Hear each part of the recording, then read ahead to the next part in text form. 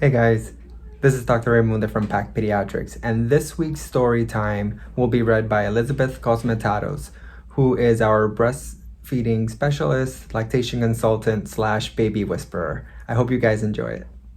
All right, Liz, welcome. Hi. Are you ready for your interview? I guess. We'll find out. So, Liz, we just want to get to know you a little bit better, so we'll ask you a few questions. Okay. Alrighty. So you've been with PAK for how long now? About a year and a half. About a year and a half. Full-time, yeah. Before that, part-time for a few months. So. Mm-hmm. And you're not originally from this area, right? Where did you come from? Nope. Born and raised in New York City, specifically the Bronx. I spent most of my formative years there, and then I lived out in New Jersey for about 8 years for work, and now I'm here.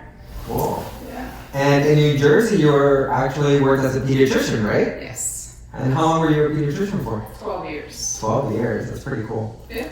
Oh, so I also wanted to ask, I know you have some Greek heritage there.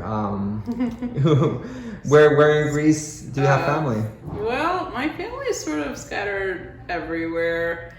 But my parents come from 2 different islands in Greece. So one is Kefalonia. Some people who travel, who were out there, might have heard of it because it's a pretty popular island for tourism. And then there's, of course, my mom's from Evia, so she's from a smaller, not as well-known island. But we're islanders, and sadly, it's been a few years since I've been able to go. Yeah. I love Greek food. Do you have a favorite Greek dish?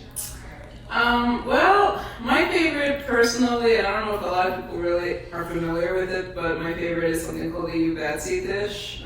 It's a dish that's a meat of your choice cooked with an orzo pasta baked in a specific round dish called a uvatsi dish, which is where it gets its name from. But I think Italians have like a very similar kind of version. So, but for those of you guys that like Greek food, I probably should say gyro because everybody knows what that is. And then, if you had a dream vacation, where would that be?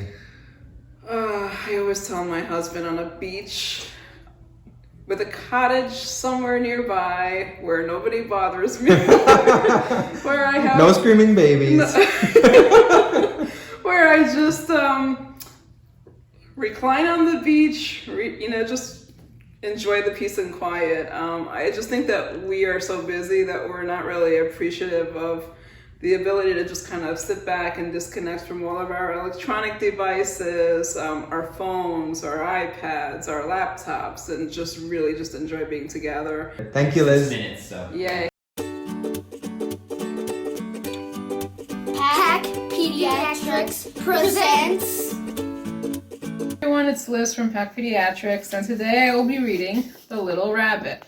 It's authored by Nicola Killen, and it's a beautiful, beautiful book. It's designed beautifully.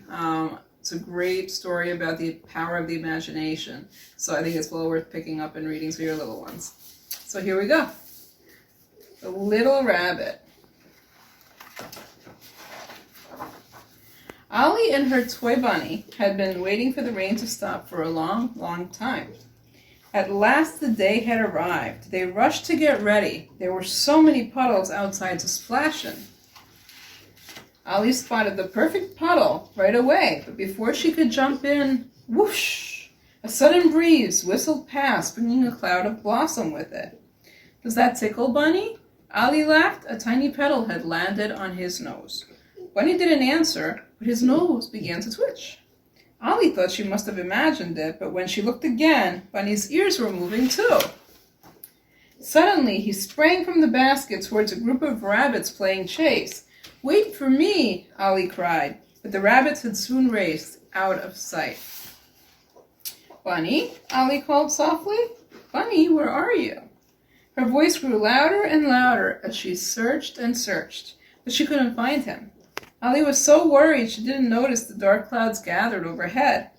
Just as she was wondering if she would ever see Bunny again, Ollie spotted something and gasped. "Bunny, is that you?" The water was rising. Bunny was in a puddle, and Bunny was in danger. Ollie didn't know how to help. Then she remembered her umbrella. If only the magical breeze would blow again. Ollie closed her eyes tightly and wished and wished. Whoosh! She leaned out as far as she could, reached for Bunny, and grabbed him just in time. That's pretty cool.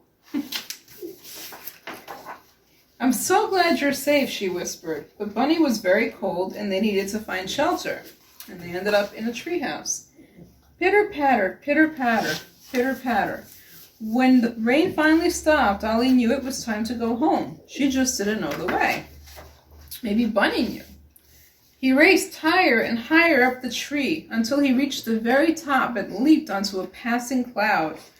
What could Ollie do? She took a deep breath, opened her umbrella, and jumped too. Ollie and Bunny floated through the sky, amazed by all the different clouds they could see and how small everything looked below. Then with a final whoosh, the breeze brought them down towards home. Can you believe the adventure we had, Bunny? Said Ollie as they went inside, but he didn't answer. Ollie looked down and blinked. Bunny was a toy again. It was getting late, but there was just enough time for Ollie to read Bunny a story before bed. She carefully tucked his paddle inside the book to keep it safe. Night, night, Bunny, Ollie whispered sleepily. Bunny didn't reply, but as Ollie's eyes closed, she was sure she saw his nose twitch. The end. I hope you guys enjoyed the book as much as I enjoyed reading it. Be sure to pick up The Little Rabbit by Nicola Killen. I think you're going to love it. Thanks.